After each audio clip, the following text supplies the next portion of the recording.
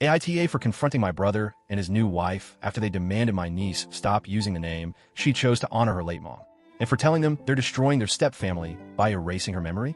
When you grow up alongside someone for years, sharing every milestone, heartbreak, and late-night conversation, you never imagine you'll one day be telling a story like this about them. My best friend, let's call her Cam, was the person I considered my chosen sister. We met in our late teens, stayed close through college, and were by each other's sides through weddings, babies, and the ups and downs of adult life. She was warm, funny, and fiercely loyal. The kind of friend who knew your secrets before you said them out loud. And then, one day she was just gone. A sudden brain bleed in her early 30s cut her life short. One moment, she was texting me about a new recipe she wanted to try, and the next I was standing at her funeral trying to make sense of the fact that my best friend would never walk this earth again. Her death wasn't just a tragedy for me, though. She left behind 3 children. Luke, who was only 16 at the time, Cam, yes, same name, I'll explain in a second, who was 14, and Bao, the youngest at 11. These kids weren't just names on a list to me. They were extensions of her, pieces of her that I had watched come into the world and grow up. I babysat them, bought them birthday presents, sat with their mom while she agonized over fevers, scraped knees, and school choices. They called me aunt, and I treated them like my own nieces and nephews. Now, here's the detail that complicates this story. My best friend's second child, her only daughter, was also named Cam, or more precisely, she had a slightly longer version of the name. But when she was born, my best friend's husband, my brother, yes, life is messy that way, suggested they name her after her mom. He wanted his wife's name carried forward in some way, so the baby was given a version of it that could be shortened to Cam. For years, the little girl went by her full name, while her mom was always Cam. It worked. No one was confused. It was sweet, actually. But then, after her mom's death, something shifted in the girl. She was only 14 at the time, but she made a choice that was both simple and profound. She stopped using her full name. She asked everyone to just call her Cam, the way her mom had been called. "I want to be Mini Cam," she said. And honestly, who could argue with that? It was her way of staying close to the woman she lost too soon. Everyone respected it. My brother respected it. For years, he called her Cam just like the rest of us. When people asked her about it, she would smile, a little sad but also proud, and say she was named after her mom. For a while, that worked too. It wasn't confusing because in our circles, people already knew who was who. When you said Cam, context told you whether you meant my best friend or her daughter. And after her death, it felt natural, almost healing, to keep saying the name out loud. To hear it echoed in the halls of their home, on the soccer field, at family gatherings. It was like she wasn't erased from the world. But grief is never straightforward. My brother struggled after her death, and I tried to be supportive. He was technically separated from my best friend before she passed, though they were still co-parenting and close in many ways. That added a layer of guilt and complication. But eventually, as people do, he remarried. He found someone new. At first, I tried to be optimistic. Everyone deserves love after loss. Everyone deserves a second chance. I thought maybe this new wife, my now sister-in-law, Isael, would bring stability and joy back into his life. Maybe she would embrace the kids, or at least accept the ghost of the woman who came before her. I was wrong. From early on, it was clear Isael had a problem with the name. She bristled when the girl introduced herself as Cam. She would correct her, insist on calling her by the longer full name. When gently told that the girl preferred Cam, she dismissed it, saying something like, "Well, you used to go by your full name, so I'll just stick with that." The girl explained, politely at first, that she had her reasons. She wanted to feel close to her mom. She wanted to honor her. But Isael didn't seem to care. It wasn't just about the name. It was about what the name represented. And over time, it became clearer and clearer. Isael didn't just dislike the name. She disliked how often the late Cam was mentioned at all. Family members reminiscing about her. Strangers commenting on how much the daughter looked like her. Even casual mentions of, "Your mom loved this recipe," or "Your mom always wore her hair that way," seemed to sting Isael. I don't know if it was insecurity, jealousy, or just discomfort at living in a house where another woman's presence was still so palpable. But whatever it was, she resented it. For a while, she kept those complaints quieter, especially around me. I was, after all, the best friend of the woman whose memory she wanted to bury. But resentment has a way of boiling over. And eventually it did. This is where the story really begins. Before everything unraveled into shouting matches and slammed doors, there was a time when this family felt, if not whole, at least anchored. My brother and Cam, my best friend, had been together for nearly a decade. Their relationship wasn't perfect. Whose is? But there was genuine love, and for a long while they built something stable together. Luke came first, their oldest son, bright and responsible even as a child. He had his mom's sharp sense of humor and his dad's stubborn streak. Then came their daughter, the girl at the center of this story. Her name was chosen with such care, with that little thread tying her to her mother. And finally, little Bao, the youngest, the one everyone spoiled a bit because he was the baby. I remember being there in the hospital the day their daughter was born. My best friend was exhausted but glowing, and my brother, tough exterior cracked open, was crying like a child himself. He held the baby, kissed his wife's forehead, and said, "She's our little Cam." It wasn't confusing then. It wasn't about competition. It was about love. The idea that one day, this sweet gesture would become a battlefield never crossed anyone's mind. As the years went by, the children grew, and I stayed close. Cam, my best friend, leaned on me the way moms lean on their confidants. We talked late at night about her fears, her exhaustion, the joy of watching her kids develop their own personalities. She worried about Luke's quietness, wondered if her daughter would grow into the same fierce independence she had, and laughed about how Bao seemed to charm his way out of every scrape. But then, tragedy struck. The suddenness of her death was a trauma that rippled through all of us. For me, it was like losing a part of myself. For her kids, it was losing their entire foundation. And for my brother, complicated as his relationship with her had been, it was a blow that shook him to the core. The aftermath was messy. Grief rarely organizes itself neatly into boxes of anger, sadness, and acceptance. It was chaos. The kids clung to each other. Luke tried to take on too much responsibility, stepping into roles no 16-year-old should have to play. The daughter, only 14, latched on her mom's name like a lifeline. And Bao, sweet Bao, cried himself to sleep more nights than I can count. That's when a name change happened. The daughter stopped using her full name and asked us all to call her Cam. It wasn't some dramatic announcement. It was quiet, matter of fact, but charged with meaning. She wanted to be mini Cam. She wanted to carry her mom forward, to feel her mom's presence every time someone said her name. And honestly, it made sense. She didn't have control over losing her mom, but she had control over this. We all adapted. The adjustment wasn't hard. Friends, teachers, extended family, everyone understood. When she introduced herself as Cam, people respected it. Sometimes there was a pause, a flicker of recognition as they realized she was honoring her late mother. But no one pushed back. No one. That is, until SIL entered the picture. In those first months after my best friend died, my role as aunt became even more important. The kids would come over to my place, lugging bags of memories with them, photo albums, a favorite sweater that still smelled like their mom, little trinkets she kept on her nightstand. We would look at old pictures, tell stories, sometimes cry, sometimes laugh. It was healing. They needed that. They needed permission to keep their mom alive in their daily lives, in their language, in their rituals. My brother, too, seemed to understand at first. He let them talk about their mom openly. He didn't correct them when they called their sister Cam. He even joined in the reminiscing occasionally, sharing his own stories of her. For a time, it seemed like maybe, just maybe, they could rebuild something functional. But grief has a way of colliding with the living. Enter SIL. She came into their lives a couple of years later, after the rawness of the initial loss had dulled, but before the kids had truly healed. At first, she presented herself as someone who wanted to support them. She told me she understood she was stepping into a house haunted by memories. She said all the right things about not trying to replace their mom. I wanted to believe her. I even defended her when others were skeptical. But over time, the cracks showed. She struggled with how often the late Cam was mentioned. She rolled her eyes when someone said she looked just like her mom. She shifted uncomfortably when a story about back when Cam was alive came up. And, of course, she bristled at the name. To her, it seemed like the daughter claiming Cam was an act of defiance, a refusal to allow the new marriage to take root. But it wasn't defiance. It was grief. It was survival. Still, SIL couldn't or wouldn't see it that way. And so, the tension built. Quietly at first. Side comments. Small corrections. A chill in the air when memories were shared.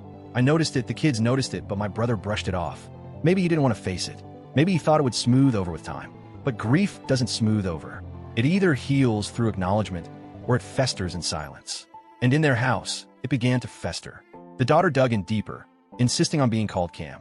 The boys joined her, intentionally weaving their mom into more conversations, almost daring SGL to object. And the more they did it, the more SGL grew defensive. The cycle was beginning. The seeds of the explosion had already been planted. Looking back, I could see exactly where the fault lines were forming. At the time, though, I kept telling myself, maybe they'll figure it out. Maybe SIL will soften. Maybe my brother will step up and find a balance. I wanted to believe the kids wouldn't be forced to fight for their mother's memory in their own home. But as you'll see, that hope was naive. Conflict in families doesn't always arrive with slamming doors and screaming matches. Sometimes it creeps in quietly, in the way someone sighs when a name is spoken, or the way their smile disappears at the mention of the past. That's how things started with SIL. At first, it was subtle. A raised eyebrow when the kids talked about their mom. A strained chuckle when someone said, "Cam used to love that song." The kids noticed, though. Kids always notice. They pick up on the things adults pretend to hide. The real breaking point began with a name. My niece had been Cam for years by then. Teachers, cousins, friends, everyone called her that.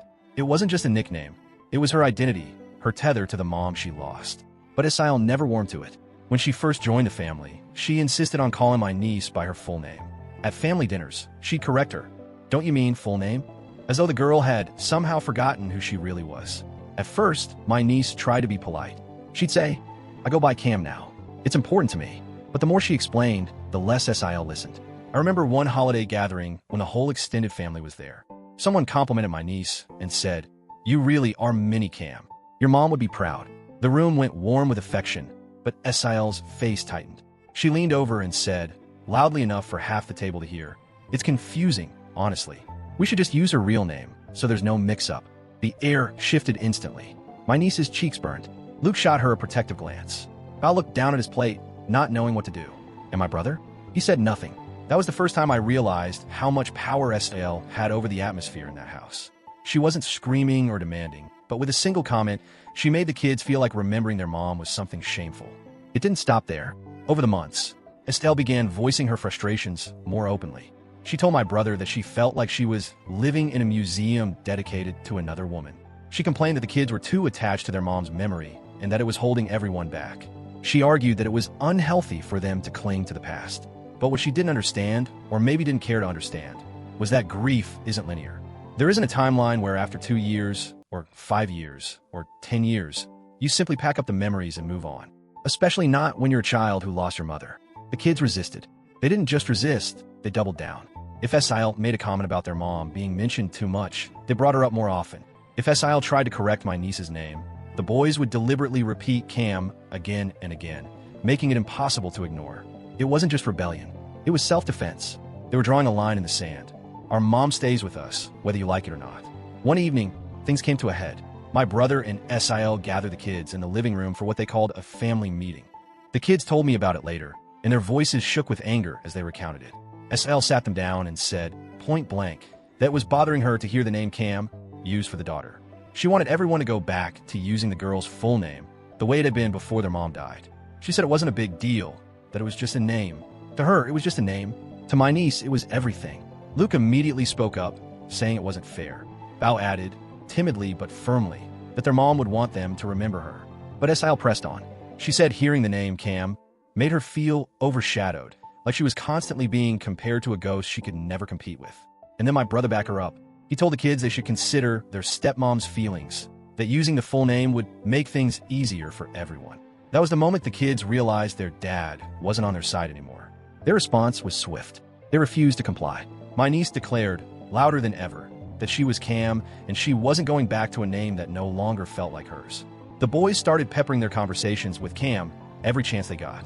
They would call out to her from across the room, repeat her name in casual chatter, even invent silly games where they tried to use it as many times as possible in a sentence.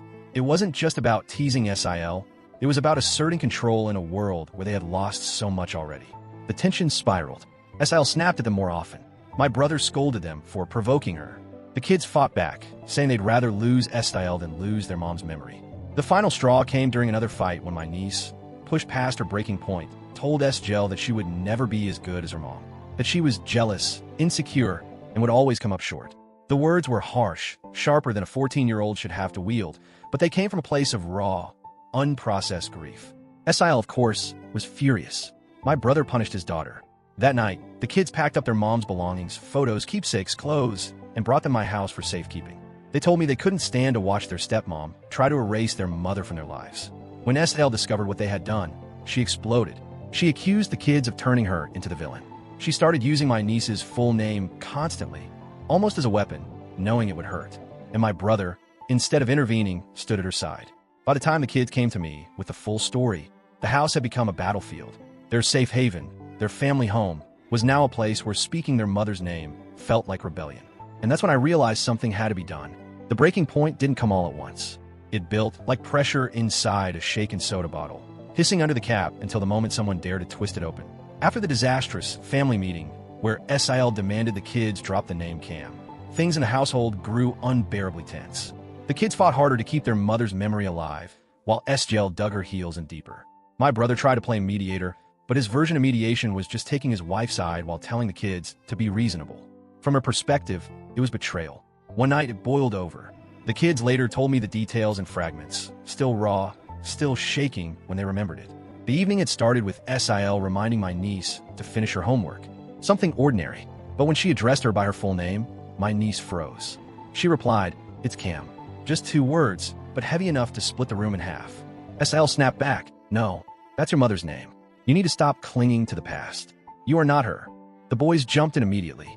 Luke, the eldest, practically shouted, "That is her name. It's who she is now. You don't get to decide that." Val, even though his voice still cracked with boyish pitch, repeated it like a mantra. "She's Cam. She's Cam. She's Cam." That's when my niece lashed out with words that cut like knives. She told SIL she would never measure up to her mom, that she was jealous, insecure, and not even half the woman her mother had been. It wasn't elegant, it wasn't measured, but it was honest, an explosion of grief and fury packed into the mouth of a 14-year-old. My brother's reaction? To punish her. He told her she was out of line, that she had disrespected her stepmom, that she was being cruel. The boys tried to defend her, and suddenly the living room was a battlefield of voices. Kids crying, STL yelling, my brother demanding order. By the end of it, the kids were grounded. But that punishment didn't stop them. That night, after the shouting had simmered into silence, they packed up all of their mother's belongings, boxes of photos, clothes, jewelry, anything they could carry, and hauled them to my house. When I opened the door and saw them standing there, arms full of cardboard boxes and tear-streaked faces, I knew things had gone too far. They dropped the boxes in my living room like refugees carrying their last possessions out of a burning house. Luke explained, his voice tight with anger. "She doesn't want mom in the house." "Fine, we'll bring mom here." Val clung to me, whispering that he didn't want to forget what his mom smelled like. And my niece, stubborn and broken all at once, declared, "If she thinks she can erase mom, she's wrong. Mom stays with us. Always." I listened. I hugged them. I promised those boxes and the memories inside them were safe with me. But inside, my fury was growing. I had watched my best friend die, too young, and now I was watching her memory be treated like an enemy. It was unbearable. A week later, I decided enough was enough. If my brother and SIL weren't going to listen to the kids, maybe they'd listen to me. I invited them over one evening. No kids this time, just the 3 of us sitting stiffly around my kitchen table. The tension was thick before we even began. SIL crossed her arms, my brother stared at his hands, and I realized they already knew why I had asked them here. I didn't waste time. "You're messing this up," I told them. "You are failing those kids, and the more you keep this up, the more damage you're going to cause." SGL's jaw tightened. "We're trying to create a healthy household. Talking about her all the time, it's not normal." I looked her dead in the eye. "You married a man with 3 kids who lost their mother. Talking about her is their normal. Pretending she didn't exist? That's what's unhealthy." My brother shifted uncomfortably but stayed silent. So I pressed harder.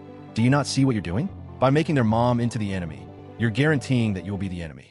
They don't need to choose between remembering her and accepting you. But you're forcing that choice. And you're losing." SIL scoffed. "It's just a name. Why can't you go back to using her real one?" I slammed my hand on the table before I even realized I was doing it. It's not just a name. It's her identity. It's her way of keeping her mom alive.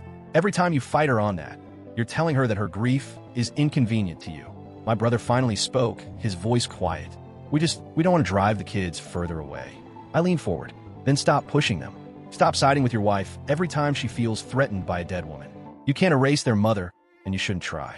If you keep forcing this, you won't just lose the fight, you'll lose your kids." The room went silent. SIL glared at me like I had no right to speak to her that way. My brother looked wounded, defensive, but also guilty. Neither of them thanked me for saying it. Instead, they accused me of overstepping, of inserting myself into a family matter that wasn't mine to solve.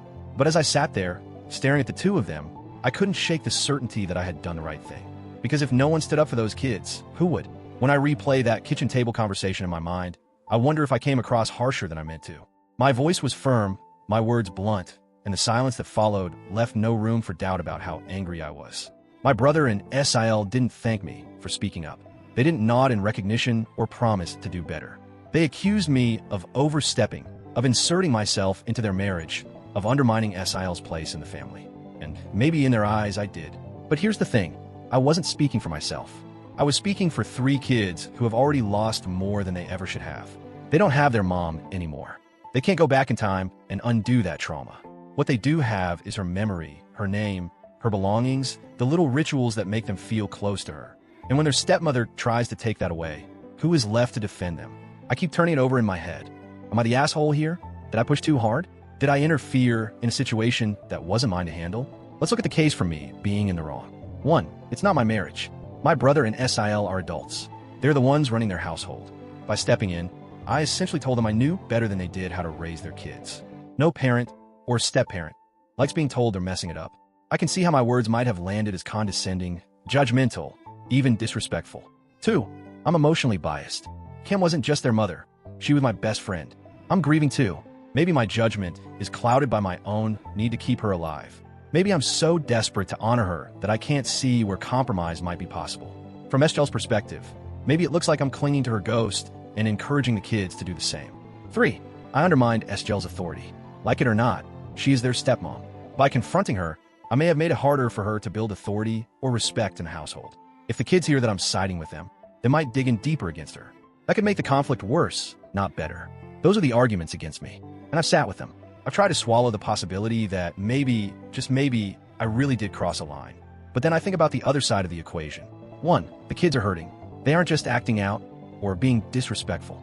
They are children navigating grief, and their stepmom is treating their grief as an inconvenience. Telling a 14-year-old she can't use the name that ties her to her dead mother isn't just petty, it's cruel. Punishing kids for remembering their mom doesn't build family unity. It breeds resentment and mistrust. 2. My brother is failing them. He's so concerned with keeping peace in his marriage that he's abandoning his role as a father. Instead of protecting his kids, he's backing up his wife in fights that never should have happened in the first place. He doesn't realize it yet, but every time he sides with SIL, he's driving a wedge between himself and his children. 3. Silence helps no one. If I'd stayed quiet, what would have changed? The kids would still be punished for defending their mom. They would still be told their grief makes someone else uncomfortable. They would still be slowly taught that remembering their mother is wrong. If I have to risk being called overstepping in order to give those kids one adult in their corner, then so be it. At the end of the day, this isn't about me versus SIL. It's about the kids versus erasure. And I couldn't sit by and let them lose again. Still, I can't deny how complicated this is. SIL isn't a monster. She's a woman who married a man with 3 kids and is now living in the shadow of his late wife. That's not easy. I don't doubt that she feels invisible sometimes, or like she's constantly being compared to someone she can never compete with. Maybe she lashes out about the name because it's the one thing she feels she can control. I can sympathize with that to a degree, but empathy has limits. Her insecurity can't come at the cost of 3 children's healing. She can't expect them to erase their mother to make space for her. That's not how stepfamilies work. That's not how love works. When I picture those kids, Luke tried to hold the family together, about clutching his mom's sweater, my niece insisting she's mini Cam. I know in my heart I did the right thing. They need someone to validate their grief, not suppress it. They need someone to remind them their mom isn't being erased. But still, the doubt lingers. Maybe I should have softened my words. Maybe I should have found a gentler way to get through to my brother and SIL. Maybe I should have stayed in my lane altogether. So I'm putting it out here to strangers on the internet, because maybe strangers will see the situation more clearly than I can. AITA for sitting my brother and SGL down and telling them they're mishandling this new normal as a stepfamily, for saying outright that by making the kid's mom into the enemy, they're guaranteeing they'll become the enemy instead, for insisting that fighting a child over her name is cruel and unnecessary. Was I protecting my niece and nephews, or was I just making everything worse?